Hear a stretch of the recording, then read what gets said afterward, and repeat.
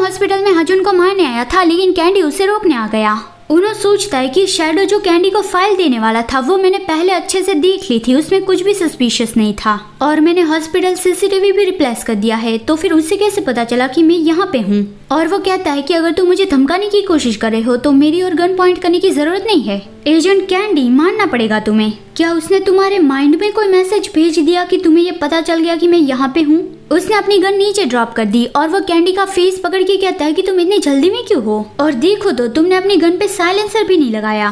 Candy उसे gun की नोक पे कहता है कि तुम्हें क्या लगता है कि मैं तुम्हें शूट नहीं कर सकता, चुपचाप मेरे साथ चलो। उनो कहता है कि हाँ मैं जानता हूँ कि तुम मुझ पे गोली चला सकते हो। फिर बाहर जाने के बाद कैंडी उसे पूछता है कि कैंपस पे गोली चलाने वाले तुम ही थे।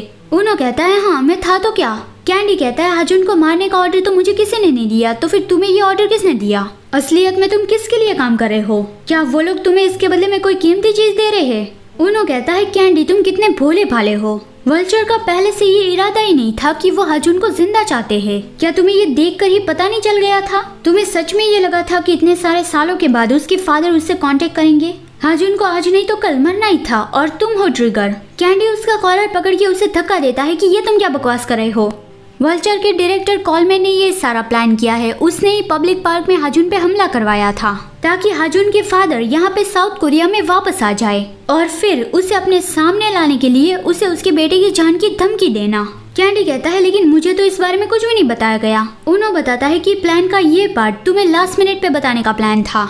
हम ये चाहते थे कि असलियत में क्या चल रहा है वो तुम्हें कुछ भी पता नहीं चलना चाहिए, ताकि हजुन जब तुम्हारे साथ हो तब उसे तुम पे कोई शक ना हो।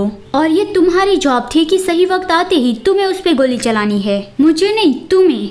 ये सुनकर कैंडी एकदम ही शॉक्ड रह गया और वो पूछता है कि और तुम्हारा क्या? अगर मैं ट्रिगर हूँ तो फिर तुम क्या हो? उनो बताता है कि मैं प्रोफेसर पार्क का पीछा करा था और मेरा काम था इंतजार करना, सही वक्त पे तुम्हें सब कुछ सच बताने तक इंतजार करना, वो थी मेरी जॉब। कैंडी कहता है इसका मतलब कि तुम्हें पहले से सब कुछ पता था, लेकिन अभी तुम खुद ही क्यों उसे मार रहे हो? क्या ये भी तुम्हें हेडक्वार्टर से ऑर्डर मिला है? क्या आप वो मुझे ट्रिगर भी बनने नहीं देना चाहते? जब शैडो ने उनो से पूछा था कि कैंडी का क्या तुम उसे भी अपने रास्ते से हटाना चाहते हो, तब उन्होंने ये जवाब दिया था कि मैंने उसके खिलाफ एक भी काम नहीं किया, मैंने ये सब कुछ उसके लिए ही किया है। हाँ, जैसा कि हमने पहले देखा था कि उनो कैंडी को पसंद करता है, लेकिन कैंडी अभी उसके मुंह पे एक खूंसा लगा देता है और वो कहता है कि अब हम दोनों एक ही टीम में नहीं है, आगे से अब कभी भी अपना चेहरा मुझे मत दिखाना, और किसी दिन तुम मेरे सामने आ गई तो मैं तुम्हें मेरे दुश्मन की तरह ट्रीट करूंगा। और फिर उसने कॉलमैन को कॉल किया।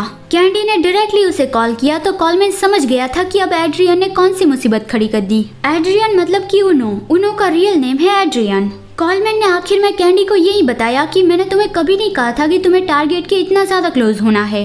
ये सुनते ही कैंडी उस फोन को जोर से नीचे फेंकता है।